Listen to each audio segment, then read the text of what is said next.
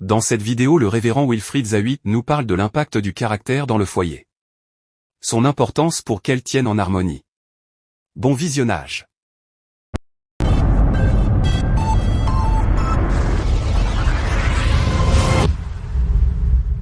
On peut s'aimer, on peut se complimenter, mais quand on commence à partager le même quotidien, on est face à nos deux comportements. Et c'est là que deux fois on ne s'excuse plus tout. C'est là que deux fois on ne pardonne pas tout. C'est là que deux fois on ne répond pas forcément par la douceur. Parce que le caractère t'envoie dans le quotidien de la personne. Ce n'est plus une affaire de se voir au carrefour sans manger shawarma. Et puis quand on finit, je te dépose devant chez toi, je me mets chez moi. Non, c'est une affaire de je me réveille devant toi. C'est-à-dire que j'ai le temps de te voir sans maquillage. Le maquillage, pour ceux qui ne savent pas, c'est la plus grosse arnaque du 21e siècle. C'est avec maquillage, tu dors et Beyoncé. Tu te réveilles matin et la sorcière qui est dans Kirikou là, elle est devant toi. Dans le couple, tu n'as plus le temps de faire make-up chaque jour avant de sortir. C'est la raison pour laquelle avant de rentrer dans le mariage, il faut accepter qu'il te voit un peu de manière naturelle pour voir s'il est prêt. Il faut être capable souvent d'enlever ta perruque pour voir que de toute façon tu es chauve là, il aime ça. Parce que tu lui as pas bien dit que les cheveux ne poussent pas, viens ici. La Bible dit que les deux étaient nus, ils n'en avaient pas honte. La nudité, c'est la capacité à se montrer tel que nous sommes. Le caractère, tu veux, tu ne veux pas, à un moment donné, la nudité va se présenter dans le couple. Le caractère va s'afficher, le caractère va prendre le devant. Et deux fois, quel est le problème phare qui empoisonne les couples en termes de caractère? C'est la colère, la gestion de la colère. Beaucoup de personnes dans les fiançailles disent: papa, je ne sais pas pourquoi est-ce que les gens quand ils viennent et puis ils s'en vont. Tu sais, il faut arrêter de faire les bêtises. Tu sais pourquoi ils s'en vont. Quand les gens veulent parler, tu parles 10. Deux fois tu leur parles comme si tu n'es pas serré de mari. Mais ma chérie, on est serré. Tout le monde est serré de tout le monde. C'est comme si je suis pasteur puis je ne suis pas serré de fidèles. Mais si je suis pasteur pour prêcher à baf, c'est que si je suis pasteur, je suis serré de fidèles. Tu ne veux pas dire que tu es président de la Côte d'Ivoire puis tu n'es pas serré des Ivoiriens. C'est que va au Sahara. Tu ne veux pas dire que tu veux te marier puis tu n'es pas serré de ton mari. C'est que faut être célibataire. Quand on est marié, quand on aspire au mariage, on est serré de celui à qui on veut se marier. D'ailleurs même, on n'est pas serré, on se serre et celui à qui on veut se marier. Beaucoup de personnes se disent: je ne vais pas gérer les humeurs, mais j'ai envie de te dire, on ne marie pas les qualités, on marie les défauts. C'est la raison pour laquelle le premier obstacle que tu vas rencontrer, ce sont les caractères. Le caractère, c'est pas ce qui est positif. Le caractère, c'est ce qui va te faire chier. Le caractère va t'envoyer à un ras-le-bol. Le caractère va t'envoyer à tu m'emmèdes. Le caractère va t'envoyer à j'en peux plus de toi. On ne marie pas la beauté d'un homme ni la position d'un homme. Si c'était la beauté, la femme que tu as rencontrée serait mariée depuis longtemps. Ce qui fait d'elle une célibataire, c'est que tout le monde a vu sa beauté, mais personne n'a marié son défaut. C'est le défaut qu'on épouse. Vous qui allez dire oui à la mairie sur la base des qualités, vous allez divorcer après 2 ans. Parce que pour aller à la mairie, il faut être capable de dire oui, pas ses qualités. Parce que les qualités là, même les tisans aiment ça. Tout le monde aime la qualité. C'est le défaut là qui fait que c'est toi seul ton mari. Tout le monde n'est pas configuré pour supporter ce défaut là. Tu es la seule personne habilitée à pouvoir gérer le défaut de ton homme ou le défaut de ta femme. La gestion des caractères doit se faire avec tempérance. Il y a 2 choses qui te permettent de résoudre la crise des caractères: la patience et la tempérance. Parce que j'ai envie de te dire que le caractère est une seconde nature. Mais la bonne nouvelle, c'est que ce qui est second n'est pas premier. Le caractère se forge dans le vécu, dans le quotidien, dans ce que la personne a traversé dans sa vie, deux fois dans son enfance. Qu'est-ce que la personne a eu à subir comme frustration, a eu à voir dans le couple de son père et de sa mère? Avec quoi la personne a grandi? Qu'est-ce que la personne a entendu comme histoire? Il y a des femmes qui ne sont pas encore mariées. Elles ont tellement entendu que les maris sont mauvais qu'elles sont déjà préparées à accepter que les maris sont mauvais. Or, ton mari lui-même n'est pas encore venu, tu as déjà défini qu'il est mauvais. Pourquoi? Parce que depuis ton célibat, tu as vu ta mère souffrir, tu as vu ta tante souffrir, tu as vu ta soeur souffrir, tu as vu gourmet de ta nièce, tu as vu gourmet de ta camarade. Tous les gourmets, tu as assisté à ça. Finalement, ta conclusion, les hommes là, ils sont mauvais. Donc tu te forges un caractère qui a déjà accepté que les hommes sont mauvais. Et quand l'homme là vient, quand tu le regardes, tu vois son visage, mais derrière son visage, tu vois l'histoire de ta camarade. Et tu as envie de revendiquer pour ne pas être martyrisé comme ta camarade a souffert. Donc quand il parle, tu es braqué. Pourquoi? Parce que ce que le monsieur a fait à Sylvie là, c'est pas toi qui as envie de me faire ça, c'est pas possible. Ce qu'ils ont fait à ma grande soeur, c'est pas toi, non, c'est foutaise. Non, je ne suis pas Sylvie. Et tu as l'impression de mener le combat des histoires que tu as vécues ou bien que tu as entendues avec quelqu'un qui veut t'épouser ou qui t'a épousé. Et tu te forges un caractère. Et toi-même, tu détruis l'équilibre et la cohésion au sein de ton couple. C'est la raison pour laquelle il faut faire attention à ce que tu entends. La foi vient de ce qu'on entend. Les mauvaises expériences, même quand on les écoute, ce n'est pas pour qu'elles influencent notre choix, c'est pour qu'elles nous servent de leçon. Il y a des personnes qui ont toujours été désintéressées, mais à cause de la malhonnêteté des personnes qu'elles ont rencontrées, on finit par devenir intéressées. Elles sont rentrées dans une logique de qu'est-ce que je gagne? Mais ce caractère-là, c'est une seconde nature. Mais ce n'était pas ta première nature. Ta première nature, c'est que tu étais une jeune fille qui aimait lire Adoras. Tu croyais à l'amour, la vraie moumoune. Tu croyais à ça. Les histoires de contes, de fées, où il y a le prince charmant. Et le premier homme que tu as rencontré, tu as cru que c'était lui le prince charmant. Et il t'a charmé. Et tu es rentré dans son conte. Mais sauf que son conte, c'était pas un conte de fées, c'était un conte de démons. Devant là-bas, il t'a donné gourmet. Tu as replié un peu. Ou tu as voulu te saisir. Un autre est venu te faire rêver. Il t'a donné gourmet. Deuxième est revenu. Il t'a donné gourmet encore. Donc gourmet, tu dis, ma copine, on dirait c'est que la belle vie là, c'est dans le livre là seulement. Si tu es maligne, il faut commencer à te former une carapace pour toi-même te protéger. Et finalement, tu développes une seconde nature. La dimension du caractère, la gestion de ce que tu entends, la gestion de tes émotions, la gestion de ton caractère.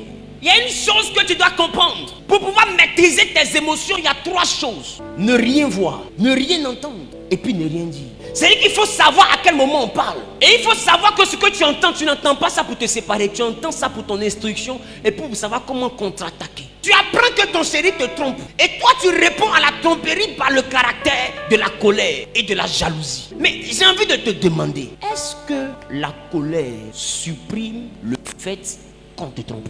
Quand on te trompe, là, il y a 2 questions. Tu veux partir ou tu es resté?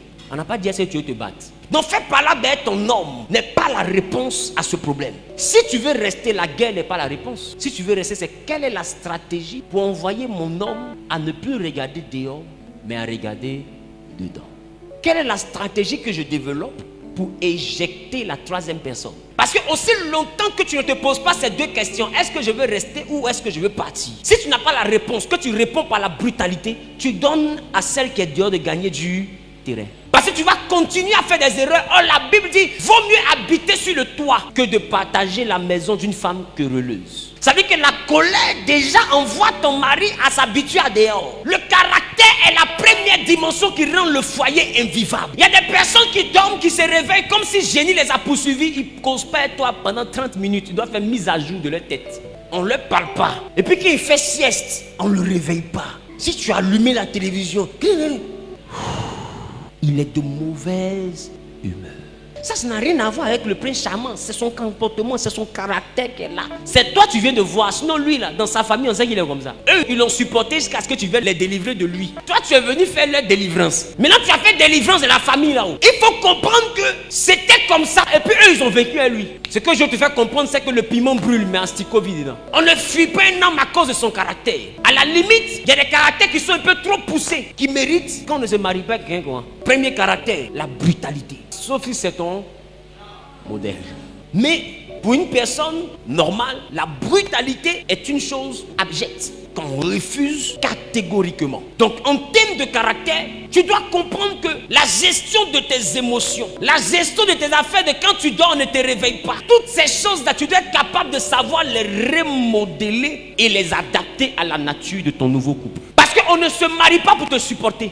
La preuve, on ne se marie pas pour être heureux, mais on se marie pour rendre heureux. Si tu vas dans ton mariage dans le but d'être heureux, tu te fiances et tu veux te marier parce que tu veux être heureux, tu n'as rien compris. La Bible, celui qui a trouvé une femme a trouvé le bonheur. Cette femme-là est son bonheur. Ça veut dire qu'elle répond à lui ses attentes. Et la Bible dit, Marie, aimez vos femmes, comme Christ a aimé l'église jusqu'à donner sa vie pour elle. C'est que le mari répond aux attentes de sa femme. Aussi longtemps que tu cherches à te marier pour combler un vide qui est chez toi, il y a un problème.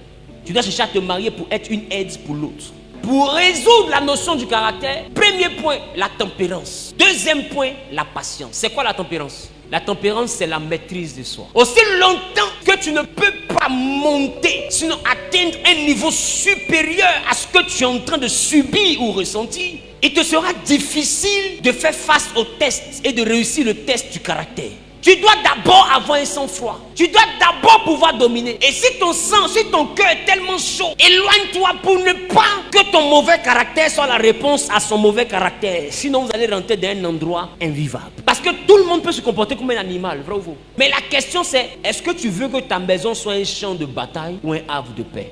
Voilà la question. C'est pourquoi dans la dimension du caractère, 2 personnes intelligentes ne marchent pas ensemble. Il y a une personne qui doit se faire bête. Et je te dis que celui qui réussit à se faire bête n'est pas le plus bête, il est même le plus intelligent. Parce qu'il faut avoir une intelligence supérieure pour envoyer quelqu'un à croire que tu es bête. En réalité, tu n'es pas bête. Ce que tu cherches, c'est l'équilibre de ta maison. Et ça, tu peux réussir ça si tu te rends compte que dans le foyer, là, on est serré. Aussi longtemps que tu penses que tu n'es pas serré de rester dans un mariage, tes bagages seront toujours dans ta main et jamais bien défaits. Petite occasion, je m'en vais. Petite occasion, mon papa m'a pas chassé. Mais il t'a pas marié non plus. Mon papa m'a pas chassé. J'ai redressé mes parents. Mais ils t'ont pas marié non plus. Nina, est-ce que tu n'es pas insupportable? Il y a des personnes qui ont un caractère mais invivable. C'est-à-dire que même ça télécommande, il y a des femmes qui ne savent pas parler, qui ne savent que crier. Et vice versa. Hein. Il y a des hommes aussi qui ne savent pas parler, mais qui ne savent que crier. Il y a des personnes quand elles subissent quelque chose dehors, c'est à la maison elles viennent se décharger. Chacun a son comportement. D'autres les insultent en feu. Feu tricolore. Quelqu'un il l'a insulté, c'est à la maison il vient s'énerver. D'autres ton problème est le patron. C'est sur sa femme il vient jeter. La gestion du caractère est la chose la plus compliquée du foyer. Parce que dans le caractère, tu peux voir quelqu'un qui a développé un caractère mais de tueur de cabri, il n'aime pas se laver. Toi tu l'as vu, elle était toujours propre. En réalité, elle est propre parce qu'elle voulait t'en mettre plein la vue. Sinon, son vrai comportement, c'est que sa grand-soeur m'a étonné de la voir propre pour sortir. C'est parce que tu es dehors qu'elle s'est lavée. Maintenant, quand tu rentres là, à beau fil naturel, il revient toujours au galop. Un matin comme ça, tu entends, bim, ça l'a rattrapé. Lave-toi, je ne me lave pas. Lave-toi, je ne me lave pas. Il dit, tu vas me tuer aujourd'hui, je ne me lave pas. Oh, il est déjà nuit demain matin. Oh. C'est fini, mon ami. C'est ça qui est là. La gestion du caractère. C'est ça qui est là. Est-ce que deux fois vous vous plaignez des fiançailles à répétition là? Est-ce que ce n'est pas à cause de votre caractère? Est-ce que ton caractère ne t'envoie pas à rompre dans des opportunités de mariage qui auraient pu se concrétiser? Mais à cause de ton gros cœur là, toi-même tu abrèges le processus de mariage et tu estimes que ça là tu ne peux pas supporter. Mais je te dis, on se marie là, c'est pour supporter. Tu supporteras, que ce soit celui-ci ou un autre. Mais sois sûr d'une chose, le verbe supporter appartient au mariage. On se marie pour supporter. D'autres ont un caractère où on ne rentre pas dans leur vie privée. Mais toi, tu veux te marier et puis tu as vie privée.